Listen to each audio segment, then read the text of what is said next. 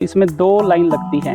जी sir. तो आप कह सकते हो कि हर 8 इंच के ऊपर एक पौधा आ जाता है इसमें। जो वैरायटी है ये नोवन यू कंपनी की है, ऋषिता है ये। कोशिश करेंगे कि लगभग इसकी जो पैदावार है वो 400 से 500 क्विंटल हम इसमें ले लें। ड्रॉपिंग स्टार्ट हो जाती है इनकी ज्यादा एक्सेस पानी से? जी, एक्सेस पानी से। अगर आप पानी को बिल्कुल सही तरीके से कम देंगे तो ये ड्रॉपिंग की समस्या नहीं आएगी और उसी से आपकी यील्ड लास्ट में बढ़ेगी। नमस्कार किसान भाइयों, बेस्ट फार्मर्स यूट्यूब चैनल में आपका स्वागत है। आज हम आए हैं कुलदीप जी के पास, जिन्होंने गजब की वैरायटी का खीरा उगा रखा है। तो इस खीरे की वैरायटी के बारे में बिल्कुल डिटेल में जानकारी लेंगे। तो सर, स्वागत है आपका हमारे बेस्ट फार्मर्स यूट्यूब चैनल में। अपना परिचय हमारे किसान भाइयों को दीजिए सर। आप सभी का धन्यवाद जो आप लोग आए किसानों की जो फसल है उसको कवर करने के लिए। आपके जो सारे व्यूअर्स हैं उनको भी धन्यवाद और नमस्कार करता हूं। मैं कुलदीप सिंह, गांव मेरा बांसवादम का है, तहसील पटौदी, डिस्ट्रिक्ट गुड़गांव, हरियाणा से। जी सर। और ये जो फसल है ये हमने नेट हाउस में लगाई हुई है। ये जो वैरायटी है ये नोवन यू कंपनी की है, ऋषिता है ये। और मैंने ऋषिता की देखी, इसकी प्रोडक्शन काफ़ी अच्छी होती है। जो साइज सीडलेस का, जिसे हम चाइनीज़ खीरा आजकल लोग बोल देते हैं जी सर, लोकल लैंग्वेज में, वो ये खीरा हमने लगाया हुआ है और काफ़ी अच्छा इनका कलर है और प्रोडक्शन भी इसमें काफ़ी ज़्यादा होती है। जी सर। सबसे पहले सर बताइए कि आपने जो पौधा लगाया किस टाइम पे लगाया था सर? हमने जनवरी में इसकी नर्सरी तैयार करवाई थी और 18 फरवरी को हमने इसमें प्लांट को यहाँ ट्रांसफ़र किया था खेत के अंदर। ठीक सर। कितने एरिया में लगा रखा है सर अभी ये आपने? 4000 मीटर के अंदर है सर। ठीक है सर। प्लांट टू प्लांट कितना डिस्टेंस आपने लगा रखा है सर? इसमें जो डिस्टेंस है, ये जो मल्चिंग हमने लगाई हुई है ये 16 इंच पे है। तो एक जो बेड है ये लगभग 2 फीट की चौड़ाई का, तो इसमें 2 लाइन लगती है। जी सर। तो आप कह सकते हो कि हर 8 इंच के ऊपर एक पौधा आ जाता है इसमें। ठीक है सर। मोड ऑफ इरिगेशन कौन सा इस्तेमाल करते हैं आप? ये ड्रिप से ही होता है नेट हाउस के अंदर। तो जो मल्चिंग में जो होता है वो ड्रिप के माध्यम से ही इसमें इरिगेशन का काम देते हैं हम। ठीक है सर। सर, जैसे ये 2 बेड के डिस्टेंस की बात करें तो कितना डिस्टेंस है सर 2 बेड के बीच में? ये जो आप ये आगे पोल देखेंगे इसमें, जिसके स्ट्रक्चर के लिए लगा रखे हैं, इसका जो डिस्टेंस है वो 6 मीटर का है। तो 6 मीटर के अंदर एग्जैक्ट जो बनते हैं बेड, क्योंकि इसको हवा की भी ज़रूरत होती है। आप बहुत ज़्यादा गहरा लगा दोगे तो हवा नहीं आएगी, तो फ्रूटिंग नहीं ले पाएंगे हम। जी सर। तो इसलिए इसके अंदर 3 बेड बनाते हैं। तो ये जो बीच का है ये कोई ऐसा नहीं है कि बिल्कुल फिक्स है। आप किसान इसे 1.5 फीट से लेकर 2.5 फीट तक छोड़ सकता है। ठीक है सर।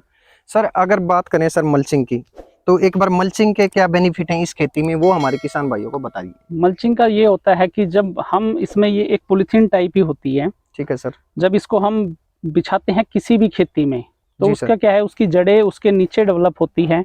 तो एक तो उसमें नमी ज़्यादा टाइम तक रहती है, तो पानी उसमें कम लगाना पड़ता है। जैसे पानी से मैंने बताया कि बहुत ज़्यादा पानी किसी भी फसल के लिए अच्छा नहीं होता है। जी सर। तो उसमें दूसरी जो उसमें थोड़ी थोड़ी धूप उसके ऊपर लगती है और उससे जो ह्यूमिडिटी पैदा होती है, उससे पौधों की, प्लांट की ग्रोथ बहुत ज़्यादा होती है। तो मल्चिंग का सबसे ज़्यादा फायदा ग्रोथ को लेके है। ठीक है सर। जैसे कि हमने नोटिस किया सर आपके खेत में, तो सर यहाँ पे तो केचुआई काफी ज्यादा है सर। जो बीच में जगह है सर, इसमें आपने सर कुछ निराई गुड़ाई कर रखी है सर, या नॉर्मली नेचुरली ऐसा है? ये मैं आपको दिखाता हूँ कि इसमें मैं पेस्टिसाइड और फर्टिलाइजर ना के बराबर यूज करता हूँ। जी सर। और आप मेरे बेड के अंदर देखिए, 18 फरवरी को मैंने लगाया था, लेकिन आज भी ये मिट्टी देखिए बिल्कुल ऐसे जैसे इसकी जुताई की हुई हो। बिल्कुल सर। तो ये सिर्फ केचुए की देन है, इसके अंदर केचुआ होता है। और अभी तक भी जो आप इसकी बात कर रहे हो, ये कहीं कहीं थोड़ी बहुत कहीं घास मिलेगी आपको। मैंने इसमें कोई भी नड़ाई अभी तक, खरपतवार नहीं निकाला है। जी सर। क्योंकि जो बारिश हुई थी उसी से मिट्टी को इतना खोद दिया था केचुए ने, उसी से खत्म हो जाती है। ठीक है सर। सर, आपने इसको कब ट्रांसप्लांट किया था सर, एक बार फिर से बताइए। 18 फरवरी को हमने इसमें लगाया था खेत के अंदर। आप देख लीजिए 18 फरवरी से अब लगभग 2 महीने बीच में जा चुके हैं। 18 मार्च और 18 अप्रैल को 2 मंथ इनको कंप्लीट हो चुके हैं। ठीक सर। प्रोडक्शन की बात करें तो कब से इन्होंने सर प्रोडक्शन देना स्टार्ट कर दिया? ये यहाँ ट्रांसप्लांट जब हमने किया था उसके लगभग 40 दिन के बाद ये स्टार्ट हो गया था। लेकिन इस बार जैसे ही प्रोडक्शन स्टार्ट हुई थी, इस बार मार्च में बहुत ज़्यादा बारिश हो गई थी 1 वीक की जी। उसके बाद 3-4 दिन के बाद फिर 2 दिन की बारिश हुई थी, तो उसमें काफ़ी लॉस हुआ था। क्योंकि ये जो गर्मी की फसल है इसको बारिश नहीं चाहिए।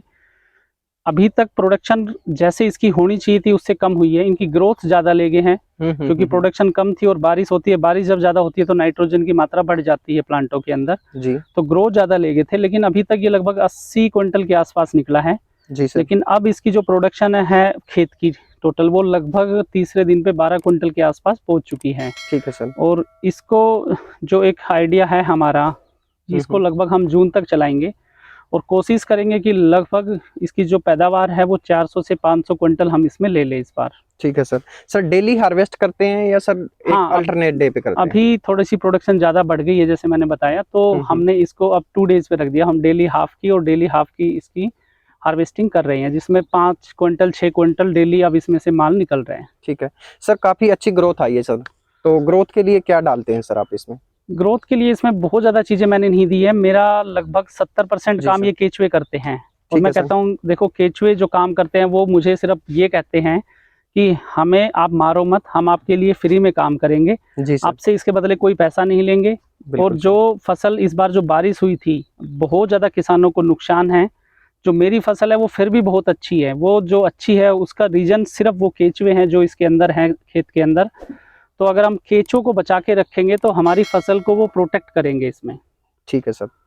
सर जो इनिशियली सर इरिगेशन का फेज रहता है सर, उसमें कितना ध्यान रखना पड़ता है, कैसे पानी देते हैं सर, उस बारे में इरिगेशन बताइए। का देखो, मैंने बताया था कि जैसे आप ज़्यादा पानी किसी में भी देंगे, फंगस का रोग स्टार्ट होता है। और जो ये छोटे छोटे फ्रूट ये आए हुए हैं ये वाले, जी सर। ये ड्रॉपिंग स्टार्ट हो जाती है इनकी। तो ज्यादा अगर एक्सेस पानी से? जी, एक्सेस पानी से अगर आप पानी को बिल्कुल सही तरीके से कम देंगे तो ये ड्रॉपिंग की समस्या नहीं आएगी और उसी से आपकी यील्ड लास्ट में बढ़ेगी।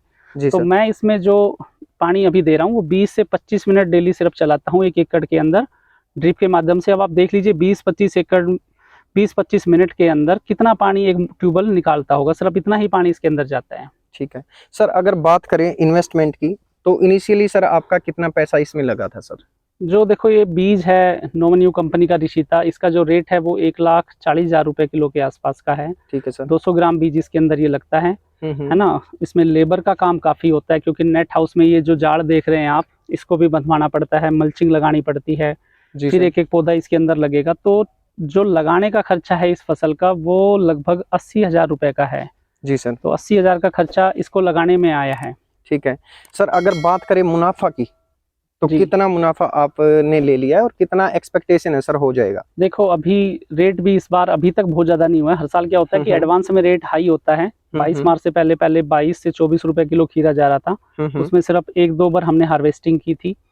उसके बाद रेट जैसे ही बारिश आई वो डाउन आ गया 10 रुपए किलो के आसपास। तो अभी लगभग मेरा खर्चा पूरा होने वाला है 80,000 रुपए का। ठीक है सर। अब इसके बाद जो आगे के 1.5 महीने ये चलेंगे और इस बार उम्मीद है कि अब रेट बढ़ गया। अब धीरे धीरे रेट 18 रुपए किलो तक पहुंच गया है। अभी जो मैं आपको आज का मंडी का भाव बताऊं तो शायद वो 15-16 होगा।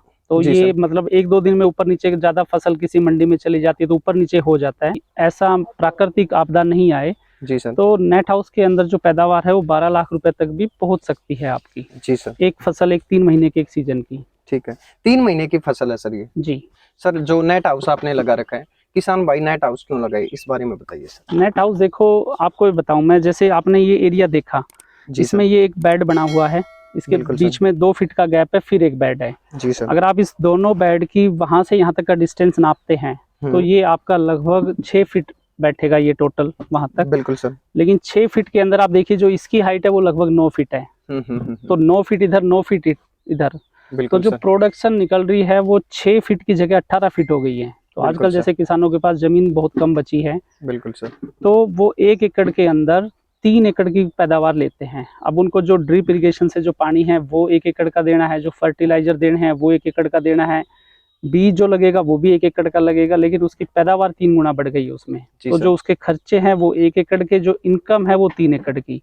जी सर। तो नेट हाउस है। और दूसरा क्या है, इसमें आप फसल थोड़ी आगे पीछे की कर सकते हैं। जैसे जो ये सीडलेस खीरा होता है, ये सीडलेस खीरा, ये बाहर जिन किसान भाइयों ने लगाया था उनका बारिश में खत्म हो गया खीरा, मतलब उन्होंने जुताई भी कर दी है उनकी। लेकिन देखो आप इसके अंदर ये फसल आज भी अच्छी है। नीचे थोड़ी सी प्रॉब्लम इसमें आई थी और ये फसल अभी बहुत चलेगी। तो इसके अंदर इतना ज्यादा नुकसान नहीं हुआ है, मतलब फिर भी 4-5 लाख रुपए बच जाएंगे।